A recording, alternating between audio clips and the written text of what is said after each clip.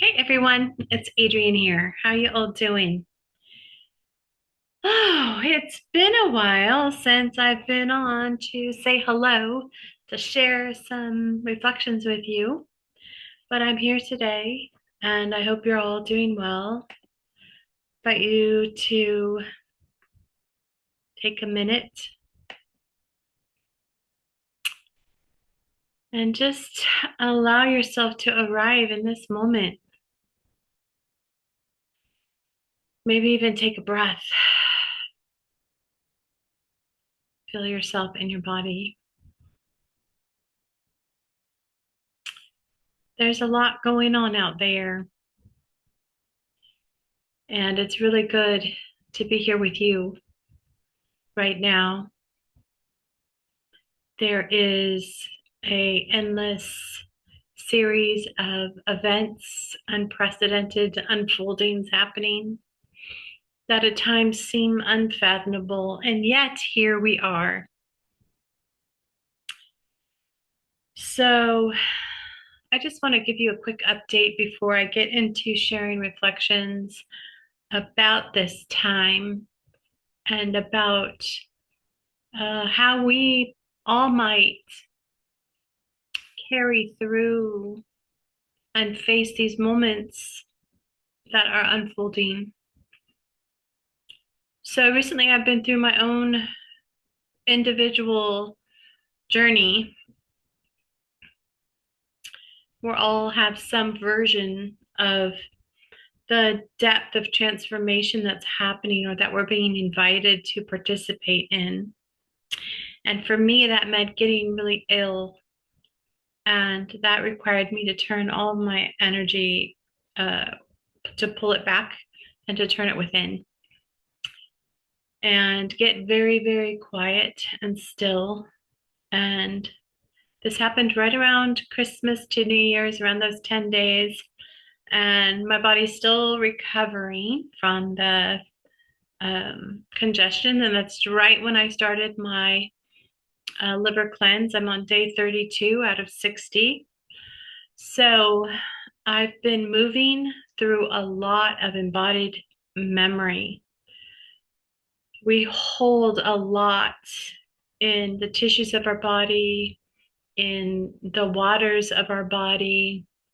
And part of this cleanse has included multiple juices, like 4 a day I've been juicing and moving out tons of stuck, stagnant energy and water, right? When your body is constantly being replenished, it gets to let go. And I compare it to the Nile flooding. It's like I didn't realize how dehydrated I was until I did, right? And this is on many, many levels, right? That we don't notice our current state of consciousness until something breaks a trance or pulls us out of the trance. And then we have something to compare what we've been living inside of. And that's what this illness was for me. It was a time to get quiet, become still, to be alone. The holidays are traditionally a time where people spend time with family and have parties. And, this year might have been different for a lot of people, not just me,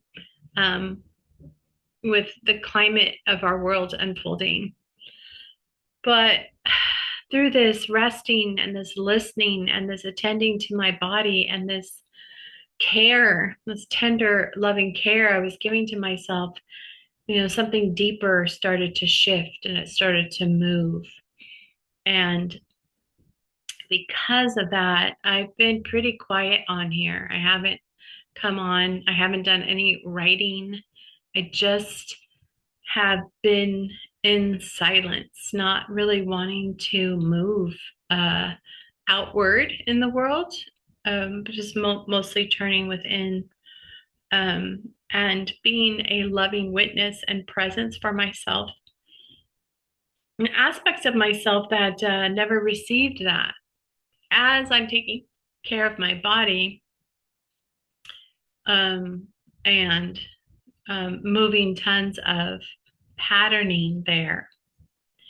And so it's like in every level of my life, the structures, the mental, emotional, psychological structures that have buoyed my sense of personality, myself, are all dissolving. They're all being removed. And it's super uncomfortable, to say the least. It's uncertain, it's uncomfortable, it's unsettling, right? Unless we know what's happening. I've been through this cycle in different times of my life to different degrees. Not like this, right? Because this is another layer that I hadn't had access to before. But I know the drill, let's say. Doesn't make it easier, but I know what life does as we evolve and we grow. We have to let go of the reflections outside of us that no longer can hold the expanse of who we're becoming. And if our personality doesn't know this, right, it looks out and it goes into fear. And we can say that this is individual and it's also collective. You know, all the systems that are in disruption, that are being dissolved, it's all happening because they can't uh, regardless of who you think is responsible or not responsible, like moving that out of the picture. This is happening because the systems that we need to take us to our next level of evolution aren't, um, these systems aren't working. They can't take us there. So we have to clear the foundation in order to make room for what wants to, like the organic intelligence that wants to emerge. We already have access to it. It's in our DNA, it's in our um, cellular memory. We know how to do this, and it's not a mental product. It is a deep, energetic emergence and knowing that's happening. And that takes a different type of being. It takes a different type of presence. It takes a depth and expansion of our human presence. And this is uh, where we're being asked to hold a amazing amount of contrast or duality. At one moment we have loss of life, tragic loss of life. And on the other hand, we have, um, the monks on a peace walk to Washington, D.C. And so it's like, how do we hold this contrast and this duality and everything in between and the tensions in this world without getting caught up or consumed by them, without closing our heart or losing our heart or our compassion? And I'm a firm believer that everything is consciousness. Every actor, every situation, all the conditions and events happening, every conflict. Uh, and this is not an excuse to explain malbehavior or excuses, or to excuse the harm that's being done all around the world right now to everyday people like you and me. But it is an invitation for us to see more deeply into things and to intuit what is wanting to move through these things. And so it's painful because we see this suffering clearly, and none of us condone suffering, or many of us don't, unless we are so stuck in our own suffering, we don't see anything else possible. It's also extremely hopeful because awareness is able to begin to see what it's beginning to allow us to see what is transforming and how it's going to transform and the scene of it. The recognition of it, no matter how painful, is the thing that allows for the transformation and the change to occur. The acknowledgement and awareness of it. So, at the heart of much of the conflict we're seeing is an ancient story. It's the story of self versus other. And underneath that is who belongs, who doesn't, who deserves protection, who deserves worth, who deserves dignity. And this story is wrapped around the idea of border and immigration and legal and illegal and identity and institutions. But beneath it all, beneath this all is something deeper and a much older question, which is how can we belong without needing to exclude one another? And this was the original vision, right? All men were created equal. This was the original vision, and it's never been realized. And we're still, still isn't a judgment. It's a acknowledgement that we're still working on this part of our humanity, this honoring, reverence for life, and still being able to meet all of our material needs clearly in a way that is enlivening for populations all over the world, not just for some groups. So, in other words, it's a remembering that we all belong to the earth by our birthright. There's no nationality that can legislate that, whether it likes to believe that or not. There's no outsiders here, right? And I used to teach eighth grade. We used to read The Outsiders, every year. A powerful story about American culture and who belongs and who doesn't belong. And the idea that there's some place of power outside of us, that there's a temple somewhere that we must go to. We are the temple. We are the material house of the spirit with this life force moving through us. And we have this one body and this breath that is the home of living presence. And that way, every human being is a sacred being. And so the question becomes more and more, how do we live that remembering? How do we encourage each other to live with that remembering, especially in times of fear and collapse and change where we are frightened and activated and unsure about what's coming around the corner? But I invite you to tune in to that internal power of your soul, just as we're coming to the full moon on February 1st and Imbolc, which is the celebration of the return of the light. That soul force power, which is the spark, the divine spark, there's many names for it. It's not something, it's personal, but it's also interpersonal. It's a collective field of creativity and love and connection. It's the highest expression of who we are, regardless of the lower expressions being played out right now across the world stage of dominance and fear and struggle, lowering the level of conversation of what's available. Like people arguing about who's legal and who's not legal. It's not even a conversation of um, the highest expression of our humanity. And so we're being asked to learn regenerative ways of organizing culture and belonging. Like culture is a place that we all belong to.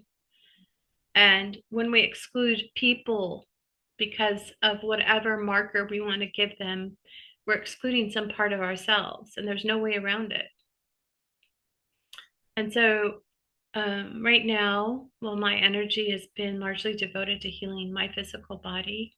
I feel like that's the best thing that I can do for the collective right now, because my physical body is a fractal of the collective body, that the government has represented our best interests, or we entrusted our best interests to them, only to find that maybe it wasn't ever actually, or currently clearly is not, the contract has been broken, let's say.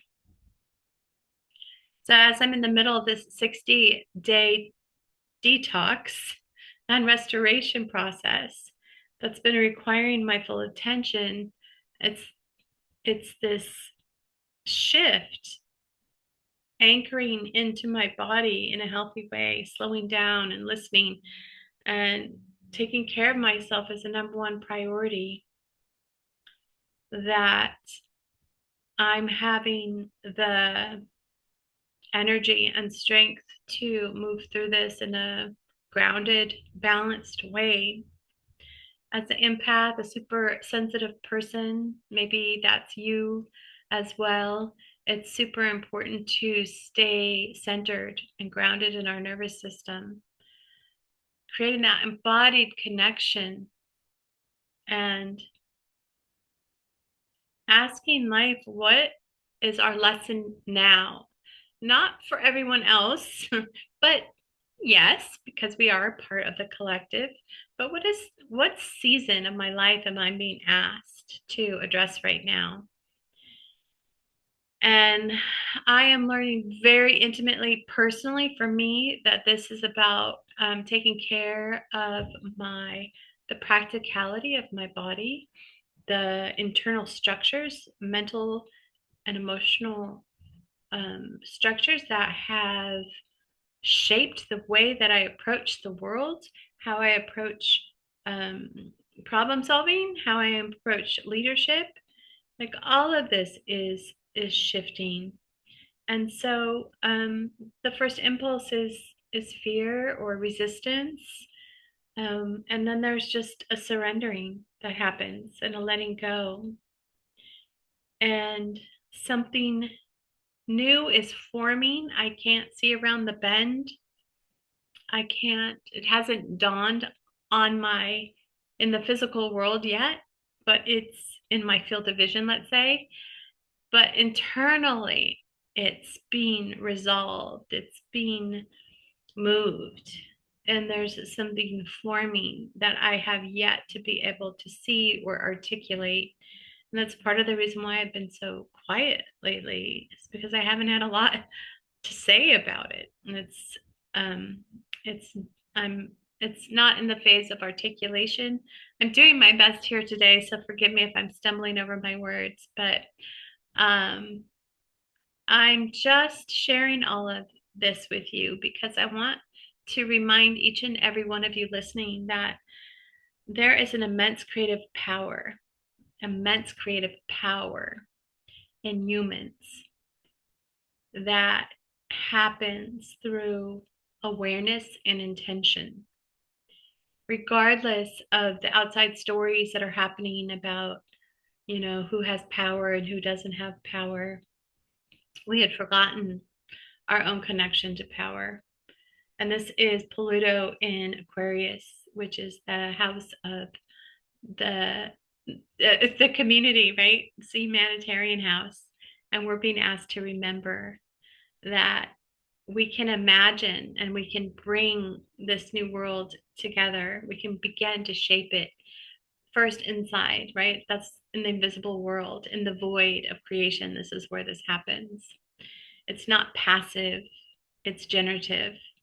And this is how new worlds are born.